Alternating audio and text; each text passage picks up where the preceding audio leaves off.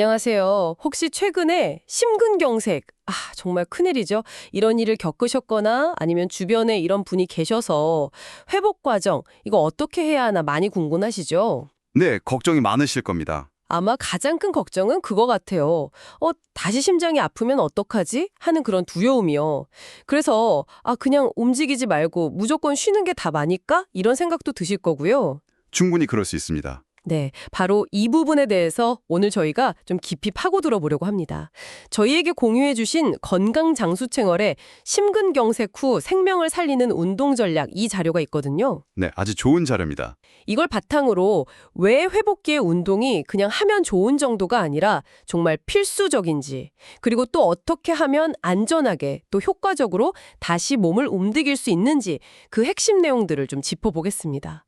많은 분들이 그 심근경색 겪고 나서 특히 급성기 지나도 계속 그냥 누워만 있어야 한다 이렇게 생각하시는 경향이 있는데 네, 그런 오해가 좀 있죠. 이 자료를 보니까요 오히려 너무 쉬기만 하는 게 회복에 방해가 될 수도 있다고 하더라고요. 좀 놀랍지 않나요? 네, 그게 사실입니다. 중요한 점이에요. 그래서 오늘 저희 목표는 아주 분명합니다. 이 자료를 통해서 심근경색 후에 운동하는 거, 이거에 대한 막연한 불안감 있잖아요. 이걸 이렇게 하면 안전하게 할 수 있구나 한 어떤 구체적인 이해 그리고 확신으로 바꿔드리는 겁니다. 네, 맞습니다. 물론 오해는 없어야 하는데요. 그 심근경색 딱 발병 직후 그 급성기 있지 않습니까? 네, 가장 위급할 때죠. 절대적인 안정이 생명을 지키는 길입니다. 이건 뭐 변함없는 사실이고요. 하지만 그 폭풍 같은 시기가 지나고 이제 몸이 좀 안정기에 접어들면 그때부터는 이야기가 완전히 달라져요. 안정기에 접어들면요. 네. 우리 몸, 특히 이제 심장하고 혈관은 생각보다 훨씬 강인합니다. 그래서 적절한 자극, 그러니까 올바른 운동이죠. 이걸 통해서 스스로 회복하고 심지어는 뭐랄까, 이전보다 더 강해질 수도 있는 그런 놀라운 잠재력을 가지고 있거든요. 와, 더 강해질 수도 있다니. 네. 오늘 저희가 파헤칠 내용이 바로 그거예요. 회복 과정에서 운동이 어떤 과학적인 원리로 좋은 역할을 하는지, 그리고 그 힘을 어떻게 안전하게 쓸 수 있는지, 그 구체적인 방법들에 대한 이야기입니다. 좋습니다. 그럼 이제 본격적으로 한번 핵심을 파고들어 보죠. 도대체 어떻게 운동이 그 한 번 큰 충격을 받았던 심장을 다시 튼튼하게 만들 수 있다는 걸까요? 네. 이 자료에서는 크게 한 세 가지 정도 핵심 이유를 들고 있더라고요. 첫 번째 이유부터 볼까요? 이게 남아있는 건강한 심장 근육 자체를 단련시킨다는 거예요. 네, 아주 중요한 얘기입니다. 심근경색으로 근육 일부가 기능을 잃으면 당연히 남아있는 건강한 애들이 일을 더 해야 하잖아요. 그렇죠. 부담이 커지죠. 바로 여기서 운동이 딱 그 역할을 해준다는 거죠. 남아있는 근육들한테 약간 근력 운동 시키는 것처럼요. 네, 아주 정확한 비유입니다. 마치 뭐랄까, 팀원 일부가 갑자기 빠졌을 때 남은 팀원들이 더 효율적으로 움직여야 하는 상황이랑 비슷한 거죠. 규칙적인 운동, 특히 이제 유산소 운동을 꾸준히 하면요. 네, 유산소 운동이요. 심장이 한 번 수축할 때마다 뿜어내는 혈액의 양, 이걸 심박출량이라고 하잖아요. 네네, 심박출력. 이걸 아주 효과적으로 늘려줍니다. 그러니까 심장이 불필요하게 막 빨리 뛰지 않아도 한 번 뛸 게 더 많은 피를 온몸으로 보낼 수 있게 되는 거예요. 효율이 좋아지는 거네요. 그렇죠. 자료에 나온 비유처럼 적은 인원으로 더 많은 일을 더 효율적으로 처리하게끔 심장을 훈련시키는 셈이죠. 결과적으로 심장 부담은 줄고 전반적인 펌프 기능, 그러니까 심장의 효율성은 눈에 띄게 좋아집니다. 야, 이건 뭐 단순한 회복을 넘어서 심장을 더 똑똑하게 만드는 과정이라고 할 수 있겠네요. 심장을 더 똑똑하게 만든다. 와, 진짜 흥미로운 표현인데요. 근데 두 번째 이유는 이거보다 더 놀라운 것 같아요. 운동이 그냥 기존 근육만 강화하는 게 아니라 아예 새로운 혈관, 그러니까 우리 몸에 우회로를 만들어낸다는 거예요. 네, 맞습니다. 이게 마치 막힌 길 옆에 우리 몸이 스스로 새 길을 내는 거랑 같다는 건데 이게 정말 가능한가요? 네, 가능합니다. 우리 몸의 정말 놀라운 능력 중 하나죠.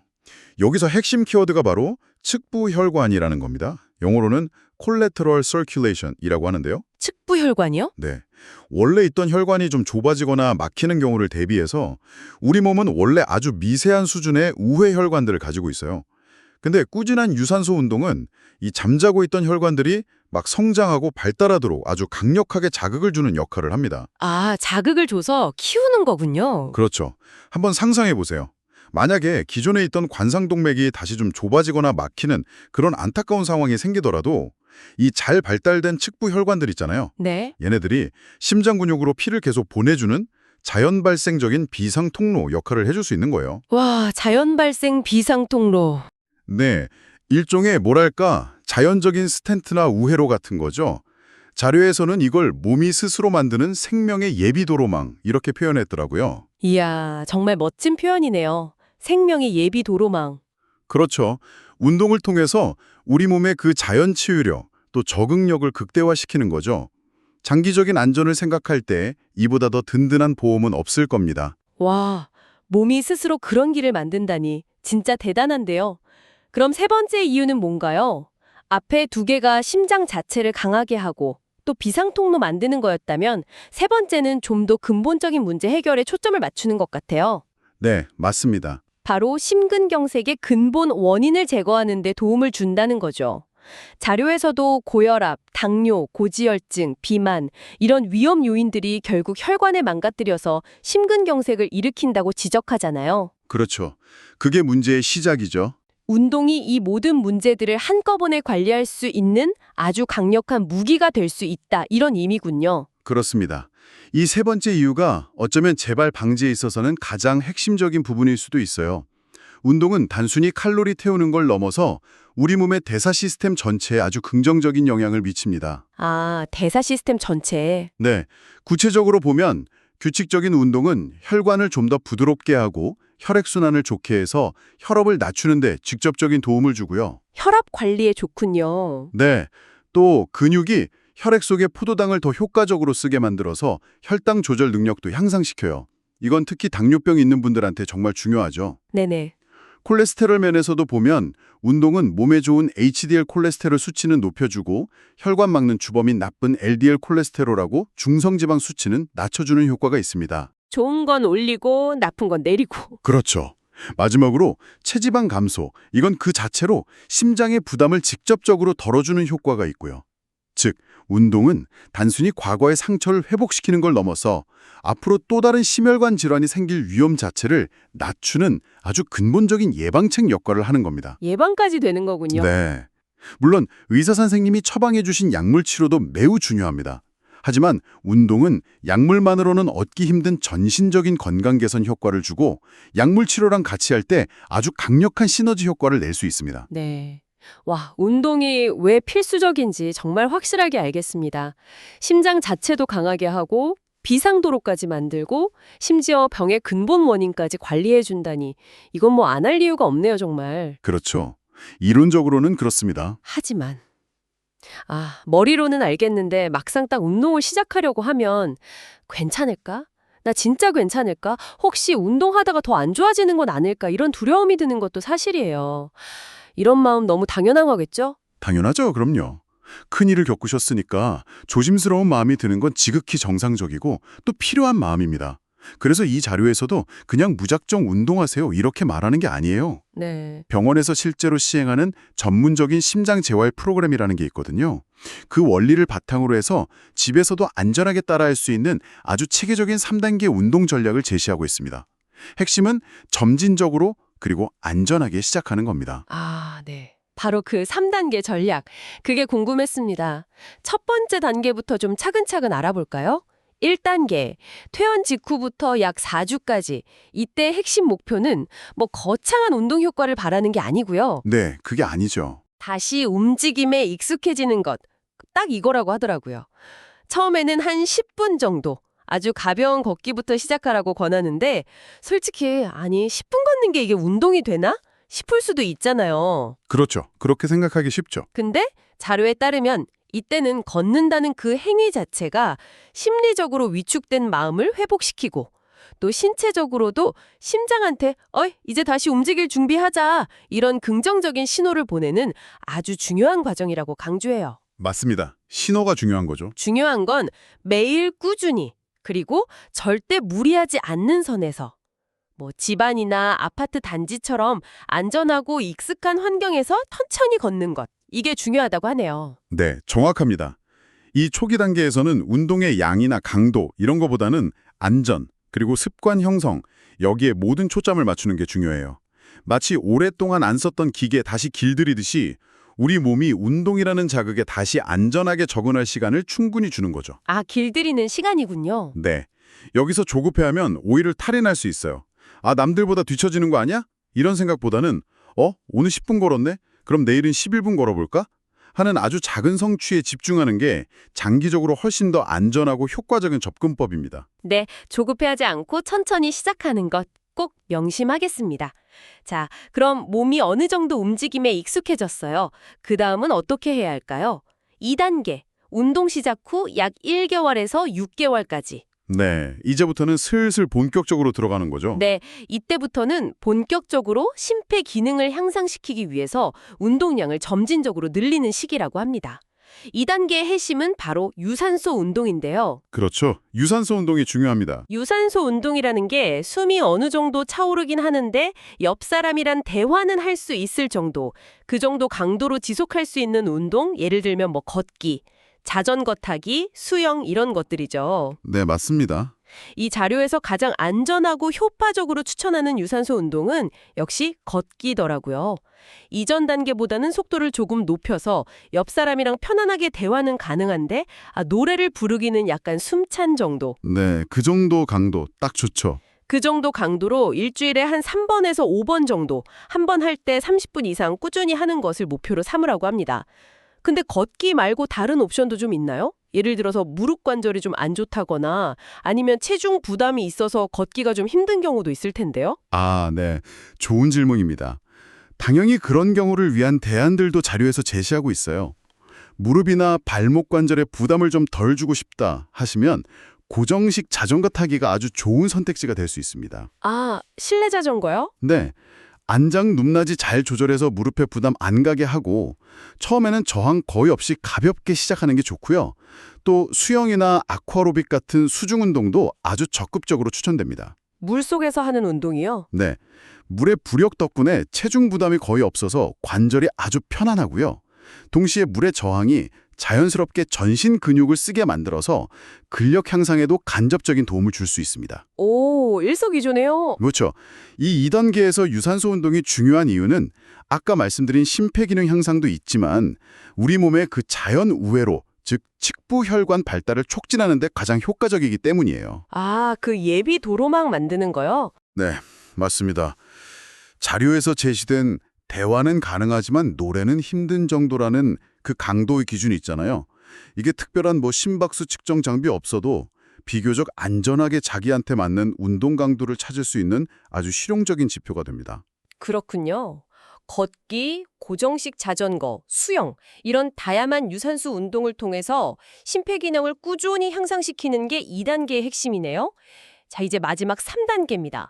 이게 운동 시작하고 3개월 이후부터 시도해 볼 수 있는데 반드시 시작 전에 의사와 상담해야 한다는 아주 강력한 조건이 붙어 있어요. 네, 이건 정말 중요합니다. 별표 5개죠?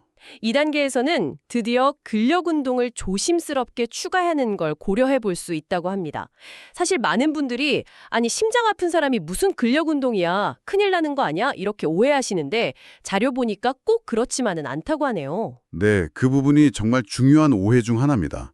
물론 너무 과도한 근력 운동이나 잘못된 방법으로 하면 당연히 위험할 수 있죠. 하지만 적절한 근력 운동은 오히려 심장 건강 회복에 도움을 줄 수 있습니다. 정말요? 어떻게 도움이 되죠? 왜냐하면 우리 몸에 근육 있잖아요. 이게 혈액 속의 포도당을 가장 많이 쓰는 기관 중 하나거든요. 아, 근육이 당을 많이 쓰는군요. 네. 그래서 근육량이 늘어나면 혈당 조절이 더 쉬워지고 또 기초대사량이 높아져서 체중 관리에도 큰 도움이 돼요. 이게 결국 다 심장의 부담을 줄여주는 효과로 이어지는 거죠. 아, 그런 원리군요. 그럼 어떤 종류의 근력 운동을 어떻게 시작해야 안전할까요? 막 무거운 역기 들고 이러는 건 당연히 안 될 테고. 당연히 안 되죠. 네. 자료에서도 아주 가벼운 무게부터 시작하라고 강조합니다. 예를 들면 한 1, 2kg 정도 되는 가벼운 아령이나 아니면 물병 같은 거 들고 팔 운동을 하거나 탄력 밴드 이용해서 저항 운동하는 거 좋습니다. 네, 가볍게요? 자기 체중을 이용하는 운동도 좋은데요. 벽에 손 짚고 하는 팔굽혀펴기, 의자에 앉았다 일어나는 동작 반복하는 스쿼트 같은 거요. 이런 것들이 추천됩니다. 근데 여기서 정말 중요한 주의사항이 있어요. 네, 뭔가요? 절대로 무거운 거 들면서 숨을 참는 행동. 이걸 발살바 호흡이라고 하는데 이걸 하면 안 됩니다. 숨 참는 거요? 왜 안 되죠? 숨을 딱 참으면 순간적으로 가슴 안쪽 압력이 확 높아지면서 혈압이 급격하게 치솟을 수 있어요. 이건 정말 위험합니다. 우와, 위험하네요. 네, 그래서 근력 운동 중에는 항상 자연스럽게 호흡을 유지해야 돼요. 보통 힘을 줄 때 숨을 내쉬고 이완할 때 숨을 들이쉬는 방식으로 호흡하는 게 일반적인 원칙입니다. 힘 줄 때 후, 내쉬고 풀 때 습, 들이쉬고. 알겠습니다. 그리고 아까도 강조했지만 이 3단계 근력 운동은 반드시 담당 의사 선생님하고 충분히 상의한 후에 시작해야 합니다. 네, 반드시 상담 후에. 네, 의사 선생님은 여러분의 심장 상태, 회복 정도, 또 드시고 있는 약 같은 걸 다 종합적으로 고려해서 근력 운동 시작해도 되는지, 또 어떤 종류로 얼마만큼의 강도로 몇 번이나 해야 하는지 이런 거에 대해서 가장 정확한 조언을 해줄 수 있습니다. 네, 개인 맞춤 조언이 필요하군요. 그렇죠. 근력 운동의 이점은 분명하지만 안전이 최우선이라는 점, 이걸 절대 잊으시면 안 됩니다. 가벼운 무게로 시작해서 점진적으로 늘리고 절대 숨 참지 않고 의사 지심 따르기, 이 세 가지가 3단계 안전의 핵심입니다. 네, 3단계 전략 정말 체계적이네요. 1단계 익숙해지기, 2단계 유산소 운동 늘리기, 3단계는 의사 상담 후에 근력 운동 조심스럽게 추가하기. 잘 기억하겠습니다. 그런데 아무리 이렇게 조심해도 운동하다가 몸이 좀 이상 신호를 보낼 수도 있잖아요. 그럼요. 그럴 수 있죠. 운동이 회복의 보약이라고 하지만 잘못하면 독이 될 수도 있으니까 우리 몸이 보내는 그 위험 신호를 미리 알아두는 게 정말 중요할 것 같아요. 맞습니다. 내 몸의 목소리에 귀 기울이는 것, 이게 안전한 운동의 시작이자 끝이라고 할 수 있습니다.